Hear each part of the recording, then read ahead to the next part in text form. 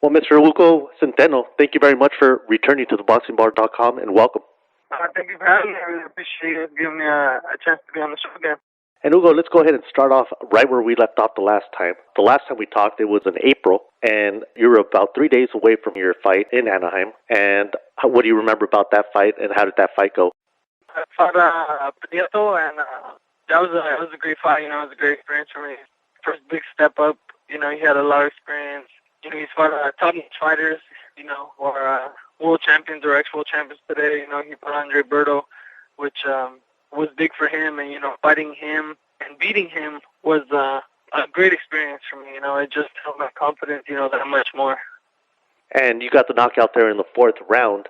A few months later, in June 2nd, you fight in Indio at Fantasy Springs Casino, and you were on Telefutura's Solo Boxeo, which of course is televised nationally. How did that go? Were you nervous going into something like that, especially coming on a nationally televised show? Experience. He had been in some tough fights, a couple wars, and he was still a very young guy, and he had a ton of fights. It was my next big step up, and I was very excited to fight him, see how it would do. And I got another fourth round knockout for that fight, and it was an awesome experience for me. I felt great. And just a few days after that, actually, by chance, I had Famoso Carlos Hernandez on, who did the color commentating for that particular fight, or that particular card. I asked him for his opinion on the interview, and he said, you were an exceptional fighter, and you have a lot to look forward to. Those were pretty much his words describing you and your performance. How does it feel like to have either him or any boxer say all these good things about you? I feel great. He's been at the top already, and he's been a champion of the world, so he knows what the success is like. And for someone like that, to say great things like that about me, it boosts my confidence, and it makes me stronger-minded. So when I go in there with those tough opponents, I know I'm ready. And you've got to that point where you're already, like I said, fighting on nationally televised fights. Telefutura, of course, has a very big crowd that watches their Saturday night showing of Solo Boxeo. Your next fight up, you go to San Jose and you fight, under Robert Guerrero, the Ghost. You fight on his undercard in San Jose in his hometown with the big crowd there at the HP Pavilion, July 28th against I.E. Bruce. That was on Showtime. What did it feel like being on a big stage like Showtime? Were you nervous going into that one? Actually, the whole being nervous part, it really never gets to me anymore. I get butterflies before a fight.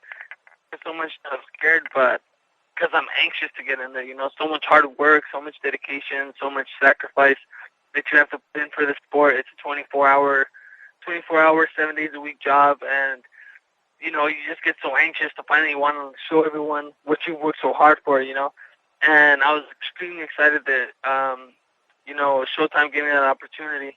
And, I went in there and did my thing. The only thing I was kind of disappointed on was when they announced my opponent, they announced his record incorrectly. They announced he had 12 wins and a couple losses, but he has 22 wins with 6 losses. So it was a huge step up for me, but, it was a great fight. And at this point, you're already being recognized nationally on TV, so you're already getting that, getting that exposure to the country or to the world. At this point, what do you think your next steps are going to be, and when are we going to see you maybe fight somebody in the top 10, top 20? How far from now would you say that will be? Honestly, I want to fight for some type of a title, even if it's a WBC Youth, something like that, maybe present it this year or beginnings of next year, fight for NABO, something like that. I want to step it up, and I feel like I'm ready, for this training camp. Kid Chocolate hired me as a sparring partner, and I've been sparring him just for my upcoming fight on the 29th of this month at Fantasy Springs Casino again, and I've been sparring him with them and Nobuhiro Ishida. And, I feel great. It's an awesome experience for them to want to call me for my help, It makes me, it shows me where I'm at, what type of caliber of fighter that I'm at. And like you brought up Peter Guillen or Kid Chocolate, and you brought him up. How does he help you in your training camp? What does he do for you? It's just more experience, also helps me with that, like I was saying earlier, with the confidence boost, I feel like I could go in there and, go toes with him. I feel like I could do it with anyone because that's a champion of the world right there, and that's what I'm working towards fighting. I want to fight the best because, like people, like I like to say, you can't call yourself the best unless you beat the best. And training with the best, I mean, I can only get sharper.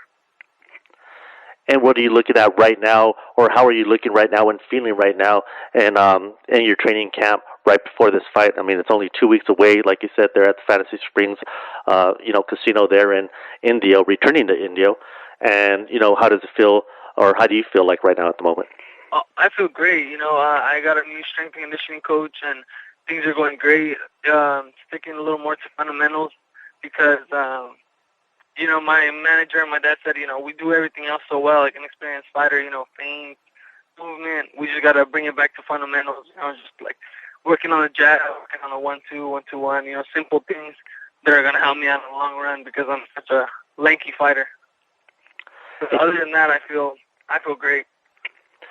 And around your weight division, I mean, you're fighting around let's say the 154s.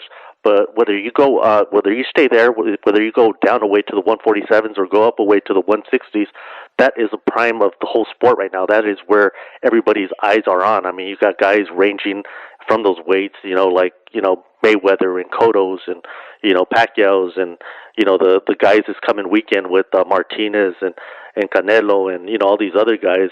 I mean, whether you stay there or go up or down a weight, you're going to be in a class or in classes where you could just fight anybody, and anywhere you go pretty much you're going to be facing some opposition like that down the line, of course. Oh, definitely, and I mean I love it, because what better than beating guys who are going to be Hall of Famers or legends to become one. I'd love to. That's my goal in life. I mean, besides, like you got Mayweather, he says, I want to get paid for what I do. That's all fine and dandy. I don't do this for the money. I do this because I love the sport. I just love boxing. Ever since I was a kid, I fell in love with it, and I want to become a legend. Like a Chavez Senior. Which is just incredible. The man's an icon, and I would love to become someone to remember in the sport. And fighting top-notch fighters like that in their prime or close to their prime as world champions, it would be a dream for me, a dream come true to face them. Tomorrow is the day everybody's going to be looking forward to. There's two big main events. There's Canelo against